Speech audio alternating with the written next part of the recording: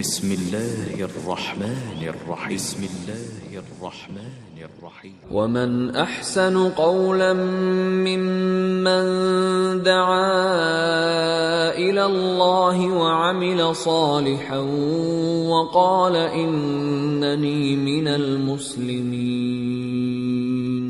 അല്ലാഹുവിങ്കലേക്ക് ക്ഷണിക്കുകയും സൽക്കർമ്മം പ്രവർത്തിക്കുകയും തീർച്ചയായും ഞാൻ മുസ്ലിങ്ങളുടെ കൂട്ടത്തിലാകുന്നു എന്നു പറയുകയും ചെയ്തവനേക്കാൾ വിശിഷ്ടമായ വാക്ക് പറയുന്ന മറ്റാരുണ്ട്? ബിസ്മില്ലാഹിർ റഹ്മാനിർ റഹീം. അൽഹംദുലില്ലാഹി റബ്ബിൽ ആലമീൻ.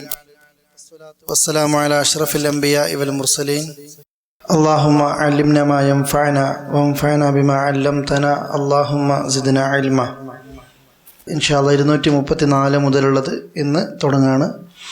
പരിഭാഷയിൽ 377 പേജ്.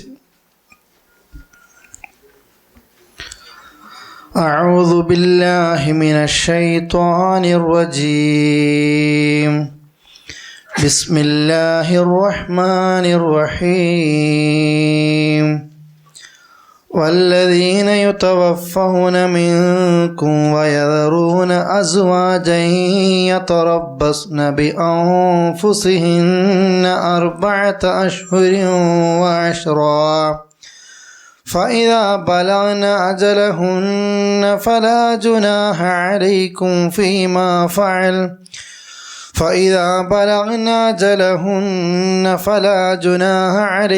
فيما فعلن في أنفسهن بالمعروف والله بما تعملون خبير. ولا جناح عليكم فيما عرضتم به من خطبة النساء أو أكننتم في أنفسكم علم الله أنكم ستذكرونهن ولكن لا تعاهدوهن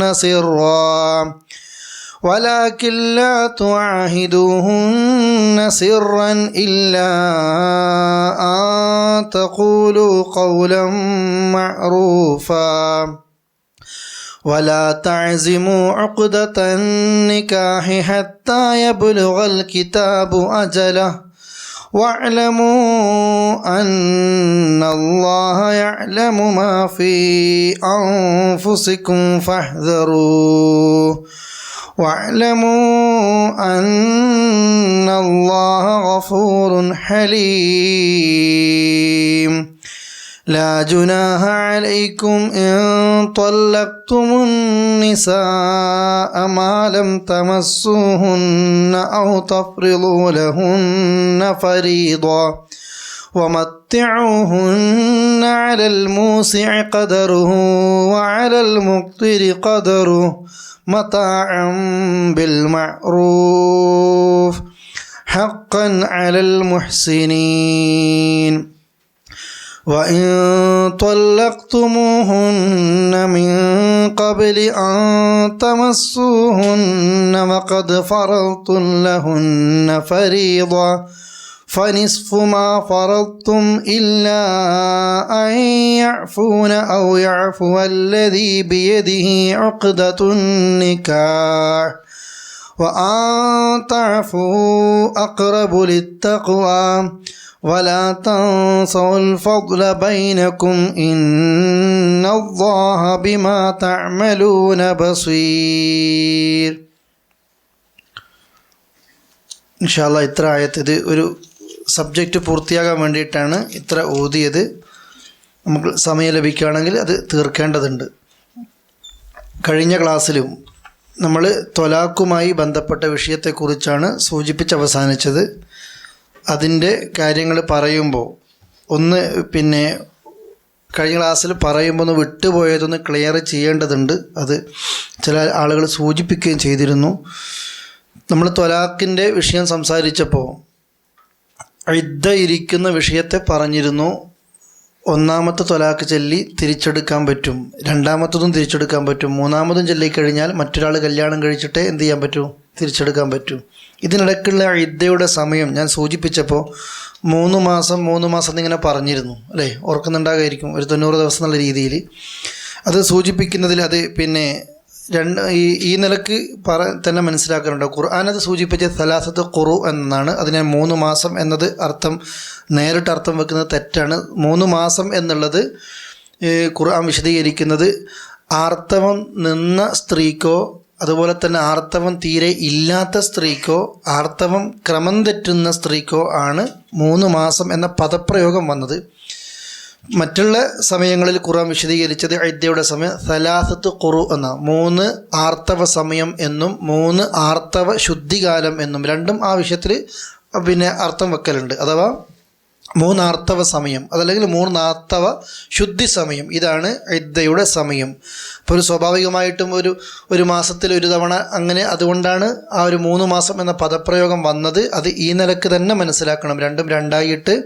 അഥവാ ഒരു സാധാരണ രീതിയിൽ ത്വലാഖ് ചൊല്ലപ്പെട്ട ഒരു പെണ്ണിൻ്റെ ഇദ്ദയുടെ സമയം സലാസത്ത് ഖുറു എന്ന് വെച്ചാൽ 3 ആർത്തവ ശുദ്ധികാലം, ആർത്തവ സമയം, അതാണ് ഉദ്ദേശിക്കുന്നത്.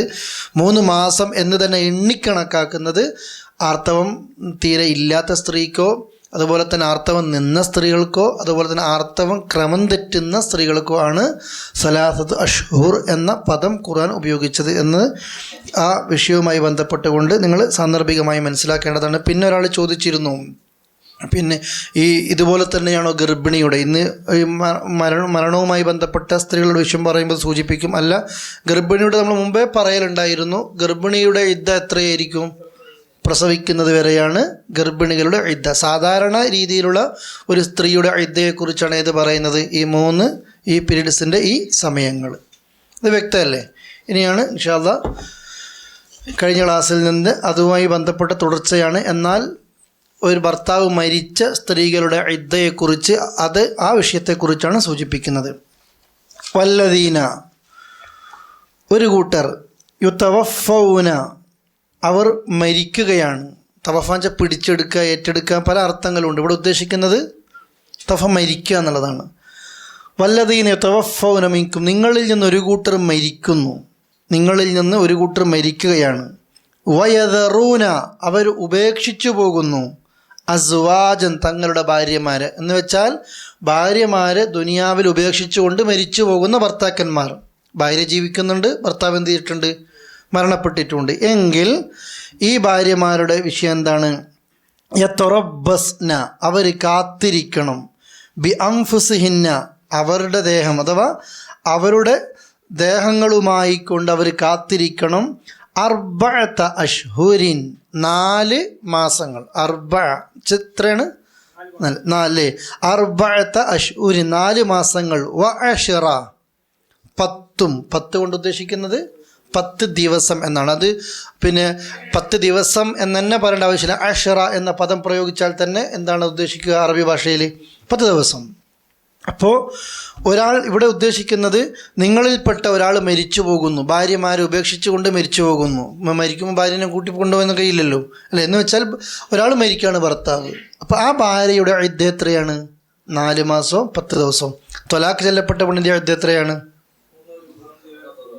സലാസത്ത് ഖുറു, 3 ഈ ശുദ്ധികാലം. അത് മാറിപ്പോകരുത്. ഇന്നലെ ഒരു പ്രഭാഷണത്തിൽ കേട്ടിരുന്നു 3 മാസവും 10 ദിവസവും. അത് ഈ നാക്കുപ്പിഴകൾ ഇങ്ങനെ വന്നുകൊണ്ടിരിക്കുന്ന, അതൊക്കെ മതി ഇന്ന് ഒരാളെ ഇല്ലാതാക്കാൻ അല്ലേ? നമ്മൾ അത് രണ്ടായിട്ട് മനസ്സിലാക്കുക. 4 മാസവും 10 ദിവസവും ഇദ്ദ ഇരിക്കണം. അങ്ങനെ ഇദ്ദ ഇരിക്കുമ്പോൾ ഫഇദാ ബലഗ്ന അജലഹുന്ന, ഫഇദാ ബലഗ്ന, അവർക്കെത്തിയാൽ, ഇദ്ദ ഇരിക്കുന്ന പെണ്ണിനെത്തിയാൽ, അജലഹുന്ന, അവരുടെ അവധി, ആ 4 മാസം 10 ദിവസം എത്തിക്കഴിഞ്ഞു എന്ന് കൂട്ടിക്കോ. ഫലാ ജുനാഹ അലൈക്കും, നിങ്ങൾക്ക് മേൽ വിരോധമില്ല. ഫീമ ഫഅൽന, അവർ ചെയ്യുന്നത്, ഫി അൻഫുസിഹിന്ന, അവരുടെ ദേഹങ്ങളിൽ. 4 മാസവും 10 ദിവസവും ആയിക്കഴിഞ്ഞാൽ അവരുടെ ഇഷ്ടപ്രകാരം അവരെന്തെങ്കിലും ചെയ്യുന്നതിൽ നിങ്ങൾക്കൊരു കുഴപ്പവും ഇല്ല, നിങ്ങൾ തടസ്സം ചെയ്യാൻ നിൽക്കരുത്. എന്ന് വെച്ചാൽ കല്യാണമാണ് ഉദ്ദേശിക്കുന്നത്. അവർക്ക് എന്ത് ചെയ്യുക? പിന്നെ വേറെ കല്യാണങ്ങളൊക്കെ കഴിക്കുക, അതിന് നിങ്ങൾ മുടക്കം നിൽക്കരുത്, അങ്ങനത്തെ ഒരു പ്രശ്നം ഉണ്ടാക്കരുത്. ഫീമ ഫഅൽന ഫി അൻഫുസിഹിന്ന ബിൽ മഅറൂഫ്, അഥവാ നല്ല മര്യാദ അനുസരിച്ച് അവർ കല്യാണം കഴിച്ചു പോകുന്നതിന് കുഴപ്പമൊന്നുമില്ല. വല്ലാഹു, അള്ളയാകട്ടെ, ബിമാ തഅമലൂന ഖബീർ, നിങ്ങൾ ചെയ്യുന്നതൊക്കെ അള്ളാഹ് അറിയുന്നു. ഒരു പുതിയ വിഷയം പഠിക്കുകയാണ്, അറിയുന്ന വിഷയം തന്നെയാണ്, 4 മാസവും 10 ദിവസവുമാണ് ഭർത്താവ് മരിച്ച ഒരു ഭാര്യയുടെ ഇദ്ദ. ഒരാൾക്ക് 2 ഭാര്യ ഉണ്ടെങ്കിലും 3 ഭാര്യ ഉണ്ടെങ്കിലും 4 ഭാര്യ ഉണ്ടെങ്കിലും 1 മാസം ഇജ്ജിരിക്കുക, അടുത്ത മാസം ഞാൻ ഇരിക്കുക, ഇങ്ങനെയാണോ? അല്ല, എല്ലാവരും എന്ത് ചെയ്യണം? ഇരിക്കേണ്ടതുണ്ട്. കാരണം അതിനാ വേണ്ടിയാണ്. സ്വത്ത് തർക്കിക്കും വരുമ്പോൾ എല്ലാവരും ഒന്നിച്ചിട്ട് വരും അല്ലേ? ഇതിലൊക്കെ ആയിരിക്കും ഞാൻ തന്നെ വേണമല്ലോ, ആദ്യത്തെ പെണ്ണുങ്ങൾ മതിയോ എന്നുള്ള അങ്ങനത്തെ ഒക്കെ ചർച്ചകളുണ്ട്. അതുകൊണ്ടാണ് സൂചിപ്പിച്ചത് എല്ലാവരും ഇരിക്കണം, 4 മാസം 10 ദിവസം ഇരിക്കണം. ഈ ഇരിക്കുന്ന വിഷയവുമായി ബന്ധപ്പെട്ടിട്ട് നമ്മൾ ചില കാര്യങ്ങൾ അറിയേണ്ടത്. 4 മാസവും 10 ദിവസവും ഇരിക്കുന്നത് ആർക്കാണ്? ഭർത്താവ് മരിച്ച ഭാര്യക്കാണ്. ഇതിനെ കൂടെ തന്നെ മനസ്സിലാക്കണം, റസൂലുള്ളാഹിയുടെ ഹദീസിൽ വന്നത് ഒരു പെണ്ണിനും അനുവദനീയമല്ല ഭർത്താവ് മരിച്ചാലല്ലാതെ 3 ദിവസത്തിൽ കൂടുതൽ ദുഃഖിച്ചിരിക്കല്. ഈ ഇദ്ദ ഇരിക്കുക എന്ന് പറയുന്നത് പിന്നെ മറ ഇരിക്കുക എന്നൊക്കെ നമ്മുടെ നാട്ടിൽ പറയുക. ഇദ്ദ എന്ന് പറഞ്ഞാൽ ശരിക്കും എണ്ണ എടുക്കുക എന്നാ. ഇവിടെ എത്തറബസ്ന, കാത്തിരിക്കട്ടെ അല്ലേ, ഇതാ ഉദ്ദേശിക്കുന്നത്. ഹദീസിൽ വന്നു, അള്ളാഹുവിലും പരലോകത്തിലും വിശ്വസിക്കുന്ന ഒരു പെണ്ണിന്, ഒരു മുസ്ലിമത്തായ പെണ്ണിന് അനുവദനീയമല്ല സ്വന്തം ഭർത്താവ് മരിച്ചാലല്ലാതെ 3 ദിവസത്തിൽ കൂടുതൽ ദുഃഖിച്ചിരിക്കൽ. അതും കൂടെ പഠിച്ചു വെക്കേണ്ടതാണ്. അപ്പം മാക്സിമം ഒരാൾ മരിച്ചാൽ എത്ര ദുഃഖിച്ചിരിക്കാൻ പാടുള്ളത്? 3 ദിവസം. 3 ദിവസം ദുഃഖിച്ചിരിക്കണം എന്നാണോ? ആര് മരിച്ചാലും, ഉപ്പ മരിച്ചാലും ഉമ്മ മരിച്ചാലും ആര് മരിച്ചാലും ദുഃഖം കുറേ സമയങ്ങളുണ്ടാവും. പക്ഷേ ദുഃഖിച്ചിങ്ങനെ ചടഞ്ഞുകൂടി ഇരിക്കുക, വീട്ടിൽ തന്നെ ഇരിക്കുക, എവിടെ പോകാതെ. ഇത് പ്രത്യേകിച്ച് പെണ്ണുങ്ങളോടാണ് പറഞ്ഞതും. ആണുങ്ങൾക്ക് എന്തൊരു വിഷയം ചർച്ച തന്നെ ചെയ്യുന്നില്ല, എണീച്ച് പോയിക്കൊള്ളണം, പെണ്ണിൻ്റെ തൊട്ട് ഇങ്ങനെ പോലെ ഇരിക്കുകയല്ലോ വേണ്ടത് അല്ലേ? എല്ലാവരും പ്രയാസപ്പെടുമ്പോൾ അവനെ ആശ്വസിപ്പിക്കേണ്ടത്. അപ്പോൾ 3 ദിവസം ഇരിക്കണം എന്നല്ല, 3 ദിവസമേ പാടുള്ളൂ. ഒരാൾ മരിച്ചു എന്നതുകൊണ്ട് അള്ളാൻ്റെ ഖദർ സംഭവിച്ചതാ. നമ്മൾ കാഫിറായി പോകാൻ പാടില്ല, ഒന്നും സംഭവിക്കാൻ പാടില്ല, കടകളടക്കാൻ പാടില്ല, കറുത്ത പേടിച്ച് കഴിച്ചിട്ട് മൗനം പാലിക്കാൻ പാടില്ല, ഒന്നും ഇസ്ലാം പാടില്ല, ആർക്കും ബുദ്ധിമുട്ടരുത്. ഇതിൻ്റെ കൂടെ പറഞ്ഞു ഭർത്താവ് മരിച്ചാലാണ് 4 മാസം 10 ദിവസവും. ഈ ഇരിക്കുന്ന സമയത്ത് ഞാൻ പറഞ്ഞു എത്ര ഭാര്യമാരുണ്ടെങ്കിലും അവരും എന്ത് ചെയ്യണം? ഈ ഇരിക്കേണ്ടതുണ്ട്. അതോടൊപ്പം തന്നെ അങ്ങനെ ഇരിക്കുമ്പോൾ ഇരിക്കും മനസ്സിലാക്കേണ്ടത്. ഇസ്ലാം ഇവിടെ പറഞ്ഞില്ലേ 4 മാസം 10 ദിവസം എന്നത്? ഇസ്ലാം പുതിയ ഒരു നിയമം ഉണ്ടാക്കുകയല്ല ചെയ്യുന്നത്. ജാഹിലിയ കാലത്ത് ഒരു വർഷമൊക്കെ ഇങ്ങനെ ഇരിക്കുമായിരുന്നു. ഒരു വർഷമൊക്കെ, ഒരു ഭർത്താവ് മരിച്ചാൽ പിന്നെ ഒരു വർഷം ഒരു മൃഗം ജീവിക്കുന്നത് പോലെ പെണ്ണ് ജീവിക്കണം, ഒരു മനുഷ്യ പരിഗണന പോലും ഇല്ല, ഒരു തൊഴുത്തിൽ ജീവിക്കുന്നത് പോലെ ആ നിലക്കായിരുന്നു ജാഹിലിയത്തിൽ ജീവിക്കുന്നത്. അതിൻ്റെ വേറെ പതിപ്പാണ് ഇന്നുള്ളത് അല്ലേ? ആരും തൊടൂല, ആരും കാണൂല, ആരും എന്തോ ഒരവസ്ഥ. ഭർത്താവ് മരിച്ചു എന്നതുകൊണ്ട് ഇവളെന്തോ തെറ്റ് ചെയ്തതുപോലെയാണുള്ളത്. ഇന്നത്തെ നാട്ടിലും കാണാം നമ്മൾക്ക്. മറ ഇരിക്കുക എന്ന് പറഞ്ഞാൽ നിങ്ങൾ കണ്ടില്ലേ, ചില പിന്നെ മരിച്ച വീട്ടിലൊക്കെ ഒരു ഇരുട്ട് റൂമിലിരിക്കണം. നമ്മളൊക്കെ ചെറുപ്പത്തിൽ അങ്ങനെ കണ്ടിട്ടുണ്ട് അല്ലേ? ഇരുട്ട് റൂമിലിരിക്കുക, അതും നിസ്കാര കുപ്പായൊക്കെ ഇങ്ങനെ വെള്ള വസ്ത്രമൊക്കെ ധരിച്ച് ആരും കാണാതെ മൂലയിൽ ഇങ്ങനെ ഇരിക്കുക. ഇസ്ലാം അങ്ങനെ പറഞ്ഞിട്ടില്ല. ഇസ്ലാം എന്താ ഇദ്ദ കൊണ്ട് ഉദ്ദേശിക്കുന്നത്? കല്യാണാലോചനകളൊന്നും പാടില്ല, ആഡംബരങ്ങളും അതുപോലെ തന്നെ ധൂർത്തും പൊങ്ങച്ച ജീവിതവും പാടില്ല. മറിച്ച് ഈ ഭർത്താവ് മരിക്കുന്നത് വരെ ഇവൾക്ക് ആരോടൊക്കെ സംസാരിക്കാം, അവരോടൊക്കെ പിന്നെ എന്ത് ചെയ്യുക? സംസാരിക്കുക. ആരെയൊക്കെ കാണാം, അവരെയൊക്കെ ഇപ്പോഴും കാണാം, ആരെയൊക്കെ കണ്ടുകൂടാ, അവരെയൊന്നും ഇപ്പോഴും കണ്ടുകൂടാ. ഇതാണ് ഇദ്ദൻ്റെ മര്യാദ. ഇത് ഇദ്ദ ഇരിക്കുമ്പോൾ മുസ്ലിങ്ങൾ കണ്ടുകൂടാ, ഇവർ കണ്ടുകൂടാ അല്ലേ? ഇദ്ദൻ്റെ 4 മാസം 10 ദിവസം കഴിഞ്ഞാൽ 11ാമത്തെ ദിവസം പിന്നെ 4 മാസത്തെ കഥ മീൻകാരനോട് അടുത്ത് പറയുകയും ചെയ്യും. ഇതാണ് നമ്മുടെ നാട്ടിൽ കാണുന്നത്. എല്ലാ തോന്നിയാസങ്ങളും ഉണ്ടാകുകയും ചെയ്യും. അങ്ങനെ ഇല്ല. ഇസ്ലാം പറയുന്നത് മാന്യമായിട്ട് എന്ത് ചെയ്യുക? ഈ നിൽക്കുക. ഒരു പെണ്ണ് റസൂലുള്ളാഹിയുടെ വന്നിട്ട് ചോദിക്കുകയാണ്, ഉമ്മു ഹബീബ റളിയല്ലാഹു അൻഹ പറയാണ് ഹദീസ്. റസൂലുള്ളാഹിയുടെ അടുക്കലേക്ക് ഒരു ഉമ്മ വന്നിട്ട് പറയാണ്, റസൂലേ ഞാൻ പേടിക്കുകയാണ് എൻ്റെ മകളുടെ വിഷയത്തിൽ. എൻ്റെ മകളുടെ ഭർത്താവ് മരിച്ചിട്ടുണ്ട് റസൂലേ, അപ്പോൾ എൻ്റെ മോൾ എപ്പോഴും സുർമ ഇടാറുണ്ട്, അപ്പോൾ ഇനി അത് ഇടാൻ പറ്റുമോ? റസൂലുള്ളാഹിനല്ല, മറത്തൈനി ഔ സലാസ, 2 or 3 തവണ ചോദിച്ചപ്പോഴൊക്കെ റസൂലുള്ളാഹി എന്ത് പറഞ്ഞു? സുർമ ഇടാൻ പറ്റില്ല.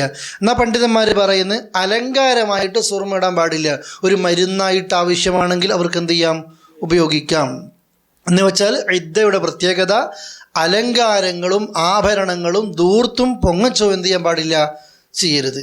അതുപോലെ തന്നെ റസൂൽ പറഞ്ഞു, വല തമസുത്തീബ, പെണ്ണ് സുഗന്ധം സ്പ്രേ ഉപയോഗിക്കരുത്, അല്ലെങ്കിൽ അത്തർ ഉപയോഗിക്കരുത്. പെണ്ണിന് ഒരിക്കലും വീട്ടിൽ നിന്ന് പുറത്തേക്ക് പോകുമ്പോൾ പുറത്തേക്ക് സ്മെല്ലടിക്കുന്ന അത്തർ ഉപയോഗിക്കാൻ പാടില്ല, സുഗന്ധം ഉപയോഗിക്കാൻ പാടില്ല. എന്നാൽ ഒരു പെണ്ണിന് വീട്ടിൽ ഉപയോഗിക്കുന്ന സ്പ്രേകൾ എന്ത് ചെയ്യാം? വീട്ടിൽ നിന്ന് ഉപയോഗിക്കാം. അതും ഭർത്താവ് മരിച്ചു കഴിഞ്ഞാൽ എന്ത് ചെയ്യാൻ പാടില്ല? ഇദ്ദയിരിക്കുന്ന സമയത്ത് പാടില്ല. ഇതൊരു അലങ്കാര സുഗന്ധദ്രവ്യല്ലേ. എന്നാൽ പണ്ഡിതന്മാർ പറയുന്നു അവൾ ആർത്തവകാരിയായി അതിനിടക്ക് എന്നിട്ട് ശുദ്ധിയാകുന്ന സമയത്ത് ശരീരം വൃത്തിയാക്കുമ്പോൾ അവിടെ ഏതെങ്കിലും നിലക്ക് പിന്നെ ശരീരത്തിൽ ദുർഗന്ധങ്ങളോ അതല്ലെങ്കിൽ ഏതെങ്കിലും നിലക്ക് പ്രയാസമുണ്ടാക്കുന്നതോ ആണെങ്കിൽ അതിന് വേണ്ടിയിട്ട് അവൾക്ക് എന്ത് ചെയ്യാം, ഈ സുഗന്ധം ഉപയോഗിക്കാം. അഥവാ അലങ്കാരത്തിന് വേണ്ടിയല്ല, ആവശ്യത്തിന് വേണ്ടിയിട്ടാണ്. അതുപോലെ തന്നെ സ്വർണം ധരിക്കാൻ അതൊക്കെയാണ് പണ്ഡിതന്മാർ പറഞ്ഞ ആഭരണങ്ങളൊക്കെ ധരിച്ചിട്ട് ആ നിലക്ക് പാടില്ല. പിന്നെ വസ്ത്രമോ നല്ല വസ്ത്രം ധരിക്കാം, പഴകി പുളിച്ച് അല്ലെങ്കിൽ ഈ നിസ്കാരക്കുപ്പായം തന്നെ ധരിക്കുക എന്ന രീതിയിലല്ല. ചിലപ്പോൾ ഏറ്റവും വൃത്തിയില്ലാത്ത വസ്ത്രമായിരിക്കും നിസ്കാരക്കുപ്പായം അല്ലേ, ആ നിലയ്ക്ക് അതന്നെ ഉപയോഗിക്കണമെന്നില്ല. മാന്യമായ വസ്ത്രം ധരിക്കാം, വെള്ള തന്നെ വേണമെന്നില്ല, കളർ ഉപയോഗിക്കാം. ഈ കളർ ഉപയോഗിക്കുമ്പോഴും ഒരു പിന്നെ ഷുഹറത്ത് പോലെ, അഥവാ ഷുഹറത്ത് എന്ന് വെച്ചാൽ ആർക്കും ഇല്ലാതെ സ്പെഷ്യൽ ഡ്രസ്സ്, എല്ലാവരും എന്നെ കാണട്ടെ എന്നെ അറിയട്ടെ എന്നുള്ള നിലക്ക് ധൂർത്തിൻ്റെയോ അലങ്കാരത്തിൻ്റെയോ പൊങ്ങച്ചത്തിൻ്റെയോ അടയാളമായ വസ്ത്രം പാടില്ല, മാന്യമായ വസ്ത്രം ഉപയോഗിക്കാം. പിന്നെ പെണ്ണിന് ജോലിക്ക് പോകാൻ പറ്റുമോ? ഭർത്താവ് മരിച്ചു, പാവപ്പെട്ട പെണ്ണാണ് അല്ലെ കുടുംബമാണ്, ഈ പെണ്ണ് ജോലിക്ക് പോയിട്ട് വേണം ഈ മക്കളെ പോറ്റാൻ. അല്ലെങ്കിൽ ഭർത്താവ് എത്രയോ കാലം രോഗിയായി കിടന്നതാണ്, ഈ പെണ്ണ് ജോലിക്ക് പോയിട്ടാണ് ഭർത്താവിന് മരുന്ന് പിടിച്ചു കൊടുത്തത്, മക്കൾ സ്കൂൾ പഠിപ്പിച്ചത്. ഈ പെണ്ണ് ഇദ്ദയിരിക്കാൻ വീട്ടിൽ തന്നെ ഇരിക്കുകയാണെങ്കിൽ മുഴുപട്ടിണിയായിരിക്കും. വേണ്ട, ഈ പെണ്ണിന് ഇദ്ദയുടെ കാരണം കൊണ്ട് ജോലി എന്ത് ചെയ്യേണ്ട ആവശ്യമില്ല, ഒഴിവാക്കേണ്ട ആവശ്യമില്ല. ജോലിക്ക് പോകാം, മരണ വീട് സന്ദർശിക്കാം, രോഗിയെ സന്ദർശിക്കാം, കൂട്ടുകാരിയെ സന്ദർശിക്കാം, എല്ലാ ആ നിലക്കൊക്കെ ചെയ്യാം. എന്നാൽ എവിടെ പോകുകയാണെങ്കിലും അടിച്ചു പൊളിച്ച് ആ നിലക്ക് ഒരു എൻ്റെ ഭർത്താവ് ഇങ്ങനെ മരിച്ചിട്ടേ ഇല്ല എന്ന നിലക്കല്ല, അത്യാവശ്യത്തിന് വീട്ടിലേക്ക് സാധനങ്ങൾ വാങ്ങാനും ഹോസ്പിറ്റലിൽ പോകാനും മരണ വീട്ടിലും രോഗിയെ കാണാനും ആവശ്യത്തിനും അത്യാവശ്യത്തിനും പോകാം. എൻ്റെ ഭർത്താവ് മരിച്ചു എന്നത് മനസ്സിലാക്കി ഒരു നിലക്കും ദൂർത്തും പൊങ്ങച്ചവും ഇല്ലാതെ പോകാം. എന്നിട്ട് ഉറങ്ങാൻ നോക്കുമ്പോൾ സ്വന്തം വീട്ടിലേക്ക് എത്തണം. ഉഹുദ് യുദ്ധത്തിൽ കുറേ സഹാബികൾ മരിച്ചു അല്ലേ. നമ്മൾക്ക് ഉഹുദ് പിന്നെ മദീനത്ത് പോയാൽ കാണാം, ആദ്യം 3 ഖബർ കാണാം, പിന്നെ 63 ആളുകളുടെ സഹാബികളെ ഒന്നിച്ച് ഖബറടക്കം ചെയ്തതാണ്. കാരണം സഹാബികൾക്കൊക്കെ ഒന്ന് പരിക്ക് പറ്റിയിട്ട് ഓരോരുത്തർക്കും ഖബർ വെട്ടാൻ കഴിയുന്നില്ല. റസൂലേ ഞങ്ങൾക്ക് ഖബർ കുഴിക്കാൻ പറ്റുന്നില്ല, എല്ലാവർക്കും സെപ്പറേറ്റ്. കാരണം ഒരാൾക്ക് കൈ ഉണ്ടാകില്ല, ഒരാൾക്ക് കാലുണ്ടാകില്ല, ഒരാൾക്ക് കൈ ഇങ്ങനെ ആടുന്നുണ്ടാകും. അപ്പോൾ റസൂലുള്ളാഹി പറഞ്ഞു നിങ്ങൾ ഓരോരുത്തർക്ക് വേണ്ടി സെപ്പറേറ്റ് ഖബർ കുഴിക്കണ്ട, വലിയൊരു ഖബർ കുഴിക്കുക. ഔസിഉ വാഹമിക്കു, നിങ്ങളൊരു വലിയ വിശാലമാക്കി കുഴിച്ചോ, ആഴത്ത് കുഴിച്ചോ, കഴിയുന്നത്ര ആഴത്ത് കുഴിക്കുക. എന്നിട്ട് നന്നായി ഖുർആൻ അറിയുന്ന ആളെ ആദ്യം വെക്കുക. അതിനെ പിന്നെ അങ്ങനെ വെച്ചിട്ടാണ് 63 ഖബർ ഒന്നിച്ചു വെച്ചത്. ഈ മരിച്ച സഹാബികളുടെയൊക്കെ ഭാര്യമാർ റസൂലുള്ളാഹിന്റെ അടുക്കലേക്ക് വന്നിട്ട് പറഞ്ഞു, റസൂലേ ഞങ്ങളുടെ ഭർത്താക്കന്മാരൊക്കെ ഉഹുദ് യുദ്ധത്തിൽ മരിച്ചുപോയി, ഞങ്ങൾക്ക് വല്ലാത്ത പ്രയാസമുണ്ട്, സംസാരിക്കാനോ ഒന്നിച്ചിരിക്കാനോ ഒന്നുമില്ല. അതുകൊണ്ട് റസൂലേ ഞങ്ങൾ രാത്രി ഉറങ്ങാൻ കിടക്കുമ്പോൾ എല്ലാവരും ഒന്നിച്ച് കിടന്നോട്ടെ, അപ്പോൾ ഞങ്ങൾക്കൊരു പ്രയാസം ഉണ്ടാകില്ലല്ലോ. അപ്പോൾ റസൂലുള്ളാഹി പറഞ്ഞു വേണ്ട, നിങ്ങൾ പകൽ സമയത്ത് എല്ലാവരും എന്ത് ചെയ്തോ ഒന്നിച്ചിരുന്ന് സംസാരങ്ങളൊക്കെ നടത്തിയിട്ട് നിങ്ങളെ പ്രയാസങ്ങളൊക്കെ മാറ്റിക്കോ. രാത്രിയാകുമ്പോൾ നിങ്ങൾ എങ്ങോട്ടേക്ക് പോകണം?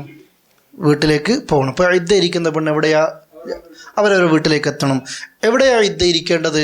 എവിടെയാണോ ഭർത്താവ് മരിച്ചത് അവിടെയാണ് ഇദ്ദയിരിക്കേണ്ടത്. എന്നാൽ ആ പെണ്ണിന് സുരക്ഷ എൻ്റെ ബാപ്പാൻ്റെ അടുത്ത് പോക്കാണ്, അല്ലെങ്കിൽ ഉമ്മാൻ്റെ അടുത്ത് പോക്കാണ്, അല്ലെങ്കിൽ ഉമ്മ ബാപ്പേൻ്റെ ജ്യേഷ്ഠത്തിൻ്റെ അടുത്ത് പോക്കാണ്. ചിലപ്പം ഗൾഫിൽ നിന്നായിരിക്കും മരിക്കുക ഭർത്താവ്. ആ ഭർത്താവ് മരിച്ച ഗൾഫത്തെ റൂമിൽ തന്നെ ഇരിക്കേണ്ട ആവശ്യമുണ്ടാവും? ഇല്ല, അവൾക്ക് എങ്ങോട്ട് പോകാം? നാട്ടിലേക്ക് പോകാം. എവിടെയാണോ അവൾക്ക് സൗകര്യവും സ്വസ്ഥതയും സമാധാനവും അവിടെ അവൾക്ക് എന്ത് ചെയ്യാവുന്നതാണ്? ഇദ്ദ ഇരിക്കാവുന്നതാണ്. ഇതാണ് ഇദ്ദയുമായി ബന്ധപ്പെട്ട് മനസ്സിലാക്കാനുള്ളത്.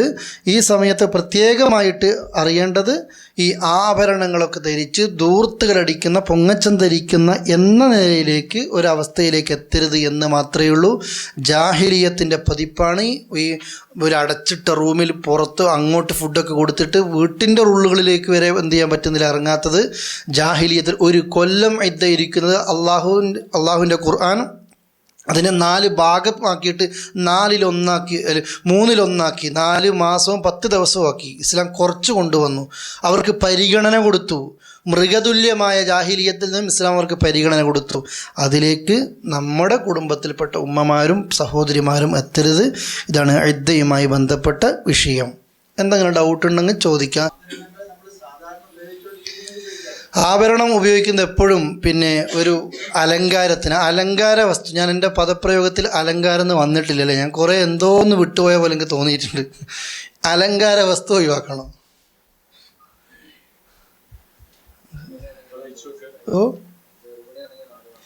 മാഷാ അല്ലാ. പിന്നെ ഈ ആയത്തിൽ പറയാത്ത ഒന്ന്, പിന്നെ ഗർഭിണിയാണെങ്കിൽ എത്രയാണ്? ഈ ത്വലാഖ് ചൊല്ലപ്പെട്ട പെണ്ണിൻ്റെ ഇദ്ദയും മരണപ്പെട്ട ഭർത്താവിൻ്റെ ഭാര്യ അവളും ഗർഭിണിയാണെങ്കിൽ പ്രസവിക്കുന്നത് വരെയാണ് അവരുടെ ഇദ്ദ. അഥവാ ഭർത്താവ് മരിച്ച് 2 ദിവസം കൊണ്ട് ഭാര്യ പ്രസവിച്ചെങ്കിൽ ആ ഇദ്ദ കഴിഞ്ഞു. ഭർത്താവ് മരിച്ചിട്ട് 2-ാം മാസം ആകുമ്പോഴത്തേക്ക് ഭർത്താവ് മരിച്ചു, അവൾ പ്രസവിക്കുന്നത് വരെ അവൾ എന്തിലാണ്? ഇദ്ദയിലാണ്. അത് ഈ ആയത്തിലില്ല, പക്ഷേ വേറെ ആയത്തുകൾ വന്നിട്ടുണ്ട്. ജസാക്കല്ലാഹു ഖൈറ.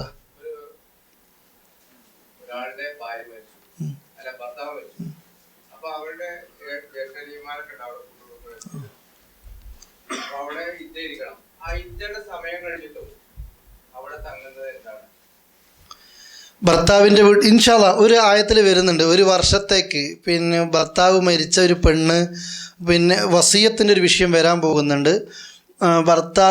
ഒരു പെണ്ണിൻ്റെ ഭർത്താവ് മരിച്ചു കഴിഞ്ഞാൽ നിങ്ങൾക്ക് എപ്പോഴും ആ ഭാര്യയ്ക്ക് നമ്മൾ വസിയത്ത് ചെയ്ത് വെക്കണം. 1 വർഷത്തേക്ക് എന്ത് ചെയ്യണം? പിന്നെ സൗകര്യങ്ങളൊക്കെ ചെയ്ത് കൊടുക്കണം എന്നുള്ള രീതി. അവൾക്ക് വേണമെങ്കിൽ എന്ത് ചെയ്യാം? അവിടത്തേക്ക് തന്നെ നിൽക്കാമെന്നും പിന്നെ ആ നിൽക്കുന്ന സമയത്ത് അവർക്ക് വേണ്ട ഭക്ഷണ വിഭവങ്ങളൊക്കെ ഒരുക്കണമെന്നുമുള്ള ഒരു ഭാഗം വരാൻ പോകുന്നുണ്ട്. നിങ്ങൾ ചോദിച്ചതിൻ്റെ ഒരു സൈഡ് മാത്രമാണത്. എന്നാൽ കാസിം ചോദിച്ച ചോദ്യം കൂട്ടുകുടുംബമാണ്, ഭർത്താവിൻ്റെ ജ്യേഷ്ഠാനുജന്മാരും കാര്യങ്ങളൊക്കെ ഉണ്ടാകുന്ന സമയത്ത് ഇവളെപ്പോഴും ഒരു അന്യ പെണ്ണായിരിക്കും. അത് ഭർത്താവ് ജീവിച്ചിരിക്കുമ്പോൾ എന്താണോ ഹുക്കുമ് അത് തന്നെയാണ് മരിച്ചു കഴിഞ്ഞാലും ആ വിഷയത്തിലുള്ളത്. നമ്മളെ നാട്ടിലത്തെ ഒരു സിസ്റ്റമാണ്, ജ്യേഷ്ഠനും അനുജനും എല്ലാവരും ഒരു റൂട്ടിൽ തന്നെ എല്ലാവരും ഒന്നിച്ച് ചായ കുടിക്കുന്നുണ്ടാവും, ഒന്നിച്ച് പിന്നെ അവറത്ത് മറക്കുന്നുണ്ടാകില്ല. അത് എപ്പോഴും ശ്രദ്ധിക്കേണ്ടതാണ്. ഞാൻ കഴിഞ്ഞ ക്ലാസ് സൂചിപ്പിച്ചു എന്ന് തോന്നുന്നു, ഇസ്ലാമിലെ ശരിക്ക് കല്യാണ സദ്യ പോലും നമുക്ക് നടപ്പാക്കാൻ പൂതിയുണ്ട്. എന്താ നമ്മൾ ശ്രമിക്കേണ്ടതാണ്. ഇൻഷാ അല്ലാഹ് ശരിയാകും, അള്ളാഹു ഖൈറാക്കട്ടെ. കല്യാണ സദ്യ പോലും ശരിക്കും ഒരു രീതി എന്താ, വലീമയുടെ ഒരു രീതി എങ്ങനെയാണ്? ഭാര്യയും ഭർത്താവും വീട്ടിൽ കൂടിയിട്ട്, അഥവാ കല്യാണം കഴിച്ചാൽ എന്ത് ചെയ്യുക? വേറെ താമസം. ഇവിടെയൊക്കെ അറബികളൊക്കെ അങ്ങനെയാണ്, കല്യാണം കഴിഞ്ഞാൽ പിന്നെ വീട്ടിൽ സ്ഥാനം ഉണ്ടാവില്ല, ഫ്ലാറ്റാണോ റൂമാണോ, അതാണ് ശരിക്കുള്ള രീതി.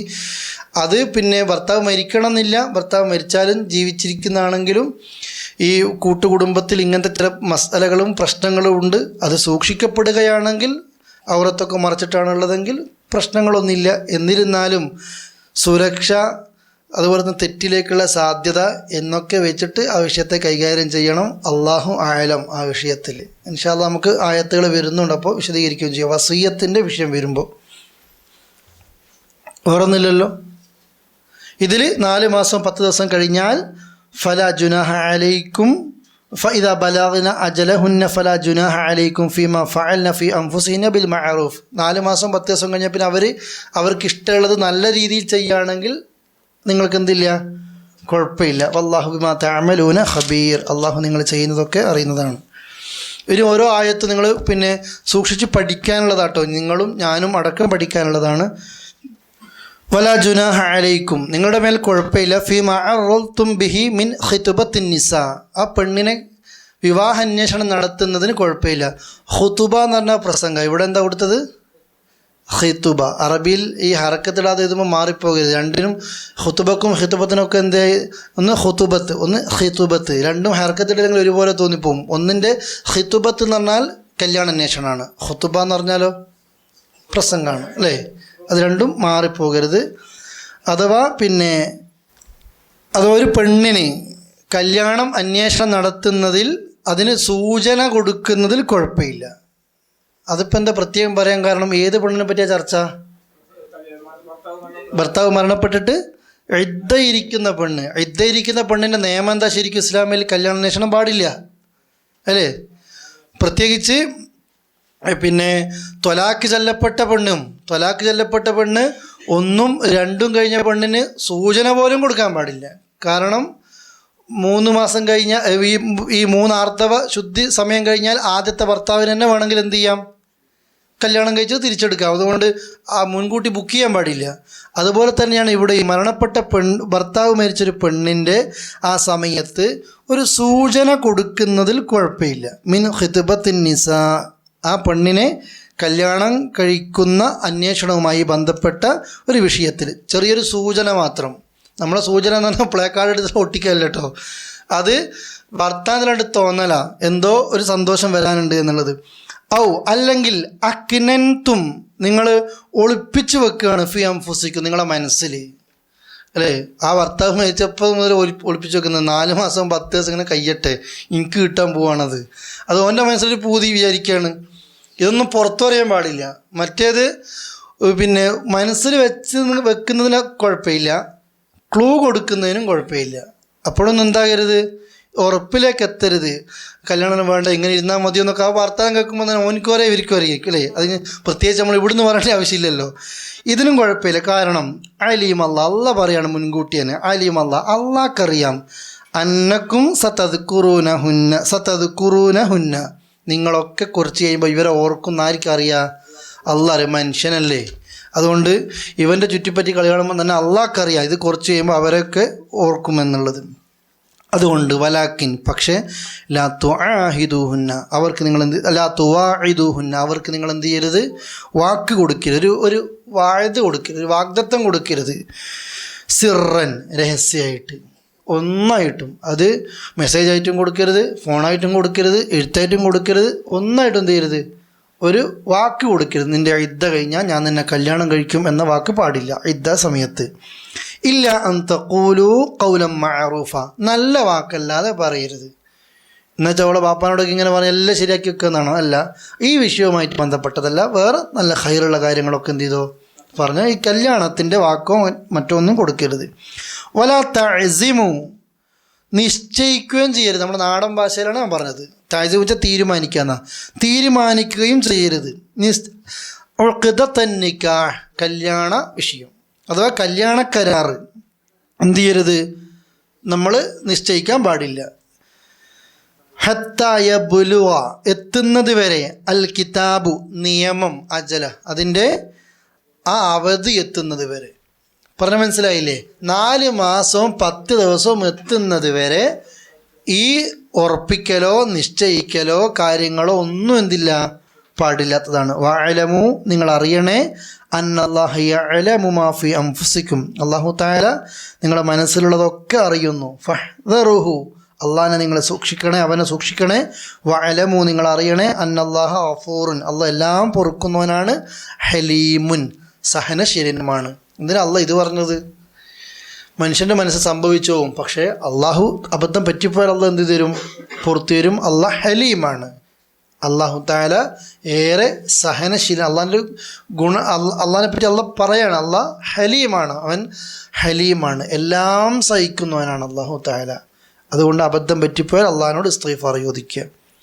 ഈ വിഷയം ഇങ്ങനത്തെ വിഷയങ്ങളായതുകൊണ്ടാണ് എന്തെങ്കിലും ഉണ്ടെങ്കിൽ നിങ്ങൾക്ക് ചോദിക്കുക, എന്നിട്ട് അടുത്ത ആയത്തിലേക്ക് കടക്കുക. ഒന്നും കൂടെ അർത്ഥം വെക്കണോ? വലാ ജുനാഹ അലൈക്കും നിങ്ങളുടെ മേൽ കുറ്റയില്ല, തെറ്റില്ല.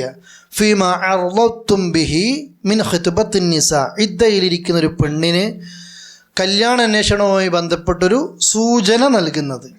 ഔ അക്നൻതും ഫി അൻഫുസിക്കും ഒളിപ്പിച്ചു വെക്കുന്നതും കുഴപ്പമില്ല. അലീം അള്ളാഹുവിനറിയാം അന്നക്കും സതദ്കുറൂനഹുന്ന നിങ്ങൾ പിന്നീട് അവരെ ഓർമ്മിക്കുമെന്ന് അള്ളാഹ്ക്ക് അറിയാം. വലാക്കില്ലാ തുവാഇദൂഹുന്ന എന്നാൽ അവർക്ക് നിങ്ങൾ വാക്ക് കൊടുക്കരുത്, സിർറൻ രഹസ്യമായിട്ട്. ഇല്ല അൻ തഖൂലു ഖൗലൻ മഅറൂഫ നല്ല വാചകങ്ങളല്ലാതെ, നല്ല കാര്യങ്ങളല്ലാതെ, അഥവാ നല്ല മര്യാദയുള്ള സംസാരങ്ങളല്ലാതെ അവരോട് സംസാരിക്കാൻ പാടില്ല. വല തഅസിമു നിങ്ങൾ ഉറപ്പിക്കരുത്, തീർച്ചപ്പെടുത്തരുത്, ഉഖ്ദത്തൻ നിക്കാഹി വിവാഹബന്ധത്തെക്കുറിച്ച്. ഹത്താ യബ്ലുഗൽ കിതാബു അജലു നിയമം അതിൻ്റെ അവധിയിലെത്തുന്നത് വരെ. വഅലമു നിങ്ങൾ അറിയണേ അന്നല്ലാഹ യഅലമു മാ ഫി അൻഫുസിക്കും നിങ്ങളുടെ മനസ്സിലുള്ളത് അള്ളാഹ് അറിയുന്നു. ഫഹ്ദറുഹു നിങ്ങൾ അവനെ സൂക്ഷിക്കണേ. വഅലമു നിങ്ങൾ അറിയണം അന്നല്ലാഹ തീർച്ചയായും അല്ലാഹു തആല ഗഫൂറുൻ ഏറെ പൊറുക്കുന്നവനാണ്, ഹലീമുൻ ഏറെ സഹനശീലനുമാണ്. ഞാനുള്ളത് ഓക്കെ. എന്തേ അല്ല, ത്വലാഖ് ചൊല്ലപ്പെട്ട ഇദ്ദയും സൂചിപ്പിച്ചു. ത്വലാഖ് ചൊല്ലപ്പെട്ട ഇദ്ദയിലാണ് സൂചന ഒന്നുകൂടെ സ്ട്രോങ് ആകുന്നത്. എന്താ വെച്ചാൽ ഈ 3 തലാഖ് ചൊല്ലപ്പെട്ട പെണ്ണാണെങ്കിൽ കുഴപ്പമില്ല, സൂചന ഇതുമായി ബന്ധപ്പെട്ടതാണ്. 2 ആണെങ്കിൽ അതുപോലും പാടില്ല എന്നാണ് ശക്തമായ കൽപ്പന. ഇതിൻ്റെ കൂടെ ഞാൻ പറഞ്ഞ അൽ ബഖറയുടെ കൂടെ ഏത് സൂറത്തും കൂടെ ഒന്നിച്ച് വായിക്കണം? ത്വലാഖ്. ഇന്ന് ഒരു സൂറത്തും കൂടെ പറയാണ്, സൂറത്തുൽ അഹ്സാബ്. അതും കൂടെ ഒക്കെ എന്ത് ചെയ്യണം? ഇതിൻ്റെ കൂടെ നമ്മൾ ബന്ധപ്പെടുത്തി വായിക്കണം എന്ന് ഞാൻ പറയുന്നുണ്ട്, നിങ്ങൾ കേൾക്കുന്നുണ്ട്. അതിന് പ്രത്യേകിച്ചൊരു മാറ്റമൊന്നും ഉണ്ടാവില്ല. പക്ഷേ വായിച്ചിരിക്കണം, അത് നമ്മൾ ചെയ്തിരിക്കണം. നമ്മൾ പിന്നെ ജീവിതത്തിൽ നടക്കുന്ന വിഷയങ്ങളുമായി ബന്ധപ്പെട്ടിട്ടാണ്. അത് സ്വാഭാവികമായിട്ടും സംഭവിക്കും. ഇത് ആളുകളിൽ അറിവില്ലാത്തത് കൊണ്ട് അങ്ങനെ സംഭവിച്ചു വരുന്നൊരു വിഷയമാണിത്.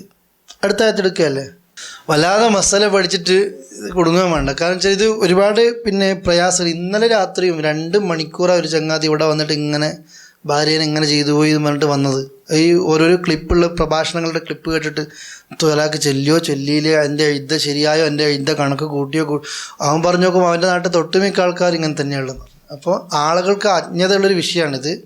നമ്മൾ അൽഖോബർ അൽഹംദുലില്ലാ ഈ ലണ്ടി ഖുർആൻ ക്ലാസ് കൊണ്ട് ഈ മേഖലയിലേക്ക് എത്താൻ കഴിഞ്ഞാൽ, ഞാൻ എപ്പോഴും പറയലുണ്ട്, ലണ്ടി ഖുർആൻ കൊണ്ടുള്ള നമ്മൾക്ക് ഭാഗ്യം. ഇല്ലെങ്കിൽ ഈ അൽബക്കറേൻ്റെ ആയത്തിൻ്റെ അർത്ഥത്തിലേക്ക് നമ്മൾ ഒരിക്കലും എത്താൻ സാധ്യതയില്ല.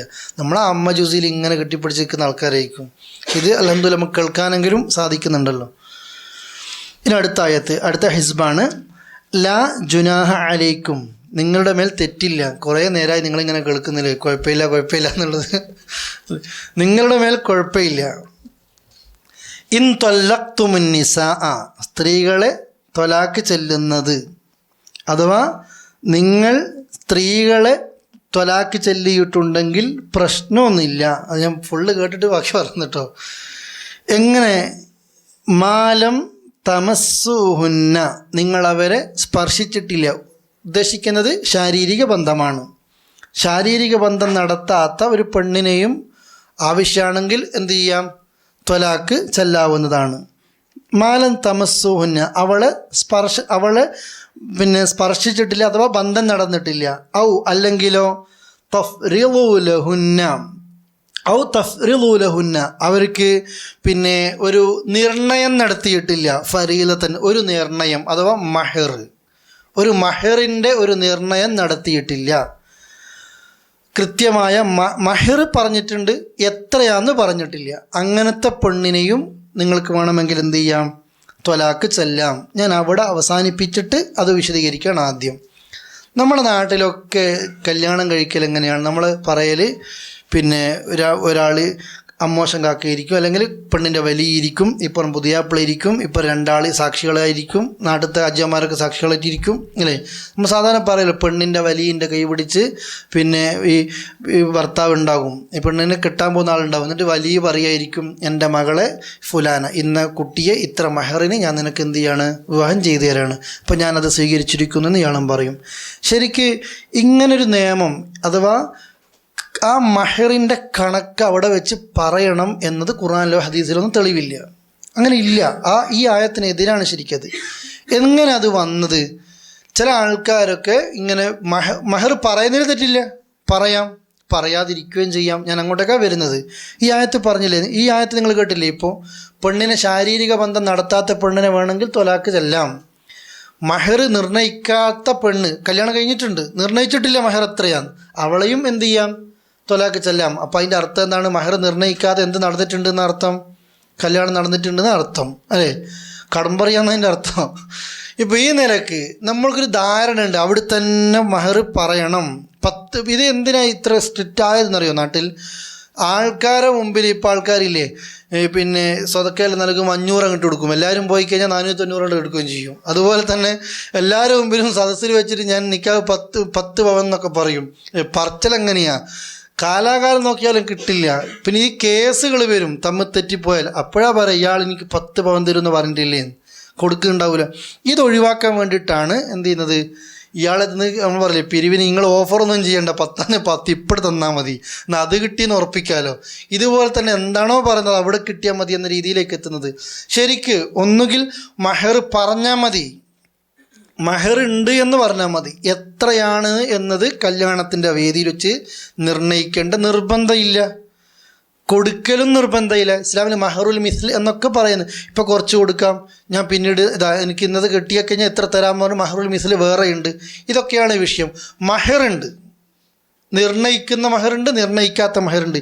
ഈ ആയത്ത് പറയുന്നത് മഹർ എത്രയാണെന്ന് എന്തിയിട്ടില്ല, നിർണ്ണയിച്ചിട്ടില്ല. അപ്പോൾ ഒരു പെണ്ണിൻ്റെ അവസ്ഥ അങ്ങനെയാണ്.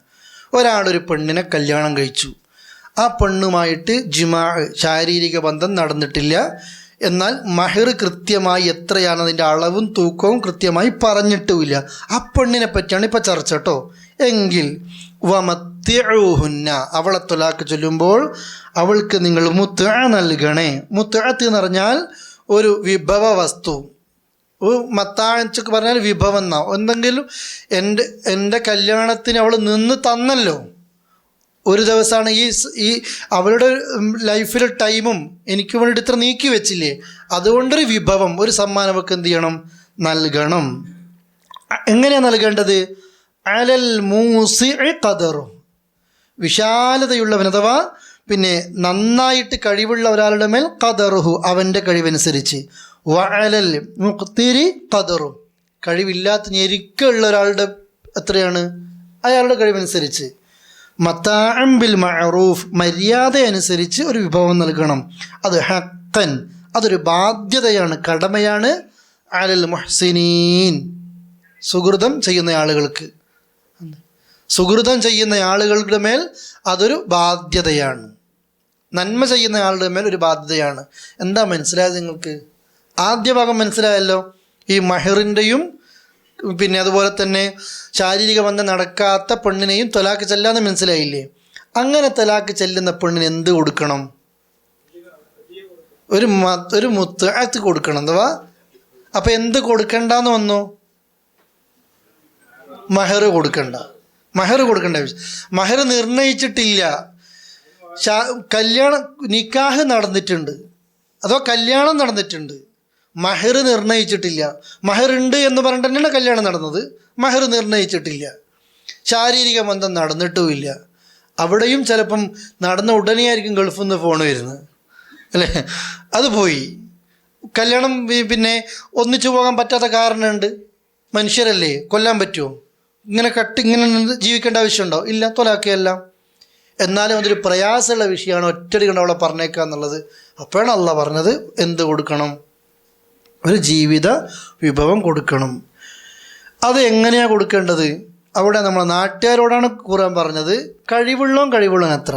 ഇതപ്പം തന്നെ വിളിക്കും നല്ലൊരു വക്കീലിനെ മാക്സിമം അടിച്ചു മാറ്റാൻ, അല്ലേ? ഇവരോ പരമാവധി ഓളെ കുറ്റം കണ്ടിച്ച് കൊടുക്കാതിരിക്കാൻ. ഇസ്ലാമിൽ അങ്ങനെ കോടതിയിൽ പോകേണ്ട ആവശ്യമില്ല. അള്ളാഹ് പറഞ്ഞു കഴിഞ്ഞു, നിനക്ക് എന്താണോ കഴിവുള്ളത് നീ എന്ത് ചെയ്തോ അങ്ങനെ കൊടുത്തേക്ക്. നിനക്ക് എന്ത് കഴിവുണ്ടെങ്കിൽ അങ്ങനെ കൊടുത്തേക്ക്. ഇനി കഴിവില്ലേ, കഴിവുള്ളത്ര കൊടുത്തേക്ക്. ഇതിലൊന്നും ഇസ്ലാമിൽ വാശിയും ഷാഢ്യവും പരസ്പരം പകയും ഒന്നും പറ്റുന്നില്ല. അത് പാടില്ല. അള്ളാഹ് പറഞ്ഞു മത്താഅൻ ബിൽ മഅറൂഫ്, ഒരു മര്യാദ അനുസരിച്ച്. പണ്ഡിതന്മാർ ചർച്ച ചെയ്ത് നിങ്ങൾക്ക് ഇതിലെ വിശദീകരണത്തിൽ കാണാം. ഒരു കൂട്ടം വസ്ത്രം എന്ന് പറയുന്ന ആൾക്കാരുണ്ട്. അതുപോലെ തന്നെ അത് ആളെ എന്തായാലും പോവുകയല്ലേ, ഒരു വേലക്കാരനെ ഒക്കെ എപ്പോഴും ഇനി ഖിദ്മ എടുത്തു കൊടുക്കാൻ വേലക്കാരൻ എന്ന് പറയുന്നുണ്ട്.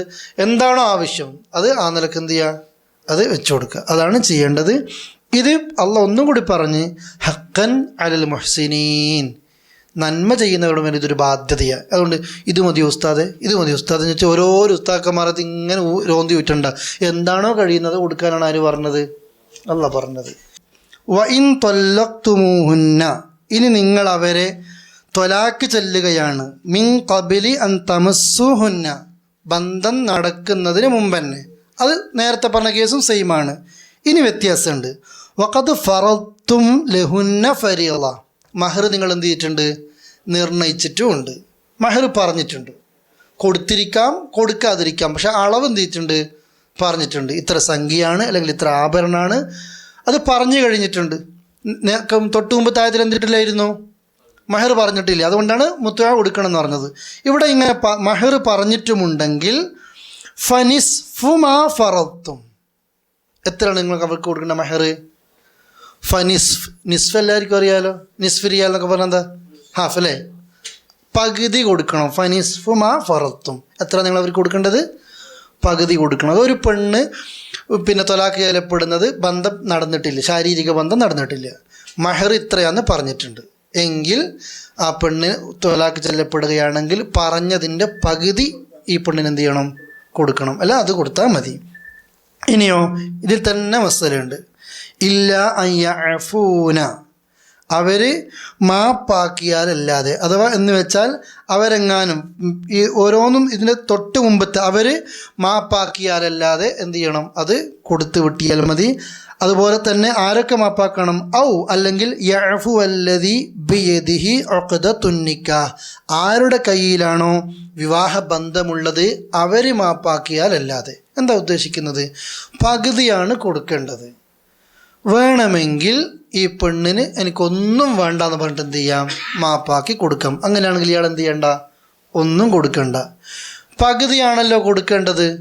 ഇയാൾ വിചാരിക്കുകയാണ് ഫുള്ള് കൊടുക്കുകയാണ്. അപ്പം അങ്ങനെയാണെങ്കിൽ ഈ പെണ്ണിനും ഇയാൾക്ക് എന്ത് ചെയ്യാം? ഫുള്ള് കൊടുക്കുകയും ചെയ്യും. പെണ്ണ് മാപ്പാക്കിയാൽ ഒന്നും കൊടുക്കണ്ട, ആണ് മാപ്പാക്കുക എന്ന് പറഞ്ഞാൽ ഫുള്ള് കൊടുക്കാൻ തയ്യാറാകുക. എന്ന് വെച്ചാൽ ഫുള്ള് കൊടുത്താലും തെറ്റില്ല. നിബന്ധന എത്രയാണ്? പകുതി. മനസ്സിലായോ? ഇത് ഏത് വ്യക്തിക്കാണ് മഹർ പറഞ്ഞിട്ടുണ്ട്? ആ വ്യക്തിയാണ് ഉദ്ദേശിക്കുന്നത്. കുഴപ്പമില്ല, ഇൻഷാ അല്ലാഹ്. ജസാക്കല്ലാഹു ഖൈർ. അതല്ലേ, ഓക്കെ, ഇൻഷാ അല്ലാഹ്. ഇതാണ് ഉദ്ദേശിക്കുന്നത്. കഴിഞ്ഞ ആയത്തും ഈ ആയത്തും തമ്മിലുള്ള വ്യത്യാസമാണത്. ഇനി അള്ളാഹ് പറയാണ് വഅൻ തഅഫു, നിങ്ങൾ മാപ്പാക്കലാണ് അഖ്റബു ലിത്തഖ്വ, തഖ്വയോട് ഏറ്റവും അടുത്തത്.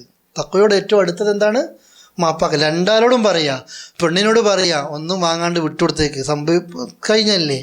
ആണിനോട് പറയാ ഇവിടെ ഒരു പകുതി പിടിച്ച് നിൽക്കാൻ നീയും നിൽക്കണ്ട, ഖൈറൻ തന്നെയാണ്, ഫുള്ളും കൊടുക്കും. രണ്ടാൾക്കും അതാ ചോയ്സ് കൊടുത്തു. എന്തിനാ ചോയ്സ് കൊടുക്കുന്നത്? ഇവളോട് വിട്ടുകൊടുക്കാനും അവനോട് കൊടുക്കാനും. ഇപ്പം ബന്ധങ്ങളിൽ ഒരിക്കലും ഒരു പ്രശ്നം ഉണ്ടാക്കരുത്. വലാത്തൻസോ, നിങ്ങൾ മറക്കരുത്. അൽ ഫദ്ല ബൈനക്കും, നിങ്ങൾക്കിടയിലെ ഔദാര്യത്തെ, ശ്രേഷ്ഠതയെ നിങ്ങൾ മറക്കരുത്. ഇന്നല്ലാഹ്, തീർച്ചയായും അല്ലാഹു തആല ബിമാ തഅമലൂന, നിങ്ങൾ ചെയ്യുന്നതിനെപ്പറ്റി ബസീർ, നന്നായിട്ട് അറിയുന്നവനാണ്. ഇതാണ് ആയത്ത്. ഇത്രയല്ലേ എടുത്തതില്ലേ? നിങ്ങൾ ചെയ്യുന്നതിനെപ്പറ്റി അള്ളാഹു നന്നായി അറിയുന്നവനാണ്. ഒരു നല്ലൊരു വിഷയമാണ് നിങ്ങൾ പഠിച്ചത്.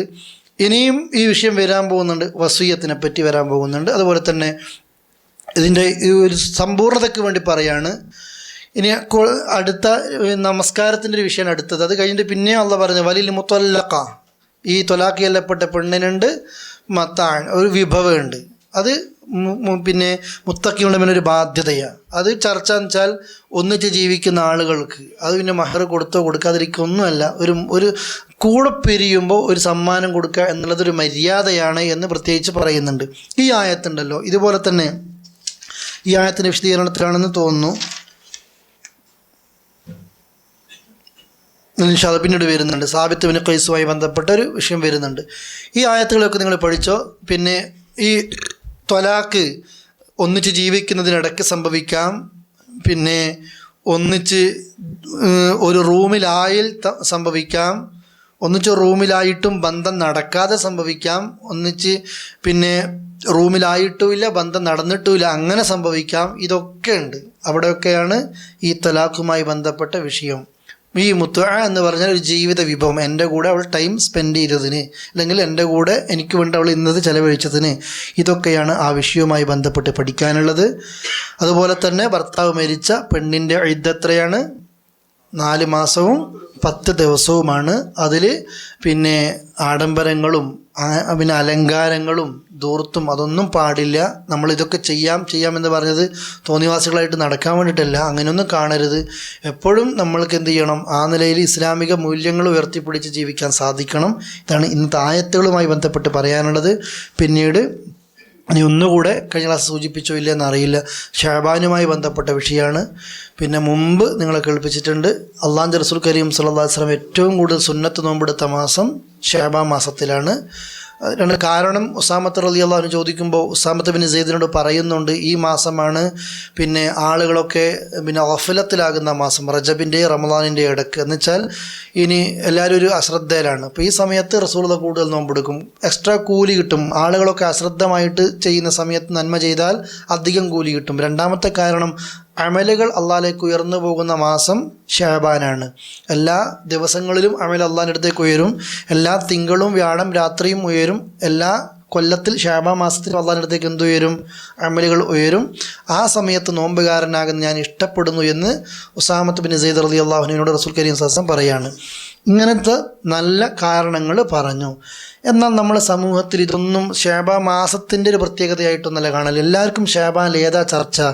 ഷഅബാൻ 15 ചർച്ച. എന്താ കാരണം പറയുന്നത്? ഖുർആൻ ഇറങ്ങിയ രാവാണ്, ബറാഅത്തിൻ്റെ രാവാണ് എന്നല്ലേ പറയൽ അല്ലേ? അതിന് ആയത്ത് അവർ തെളിവ്, ചില ആളുകളൊക്കെ തെളിവ് പറയലുണ്ട്.